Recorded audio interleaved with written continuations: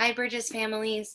Now I'm going to do a demo video to show you how to do matching numbers. This is a really important skill, and a lot of our learners have this as a goal for one of their math goals on their IEP. So if you have a learner who is working on matching numbers, you're going to want to check with your learner's lesson plans and see what field size, that means how many numbers are they going to be choosing from. I'm going to demonstrate with 3.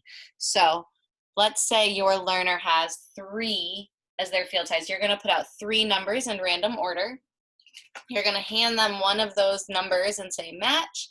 Maybe they need a hand-over-hand prompt to match that number correctly. You say, wow, great job. I love how you matched. That was the number 1. Maybe if your learner uses a token board, you would say, great job. I like how you matched 1, and give them a token so that they can work for their bigger reinforcer. If they're not a student who uses a token board, maybe right away they get a gummy or a goldfish or a tickle or access to a preferred video on YouTube or a preferred toy. For the next trial, you're going to want to mix up the order. Maybe your learner is only working on 1 number. That's all that they've mastered so far. So if they've only mastered 1 number, you're going to give them that same number, say match, and they can keep working on that number. Maybe they do it independently, all on their own, and that's awesome. They can get tickles, high fives, access to a reinforcer.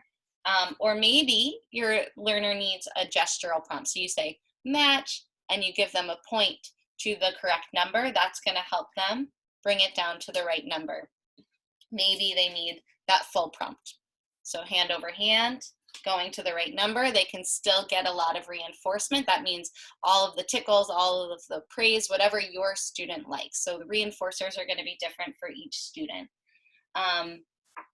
If your student, before you get a chance to do a gesture or hand over hand, maybe your student's not responding, they're wanting to play with the materials, or they throw the material, or they just put it on the wrong number, you're going to help them. You're going to represent it, say match, and right away give them that right answer. Do that hand over hand prompt over to the correct answer. Then they can say, wow, that's matching 1 in a neutral tone. Maybe you do it 1 more time. Match, hand over hand prompt to that right answer. Awesome. And that's how they're going to, over time, start to learn that that was the correct answer by doing that error correction.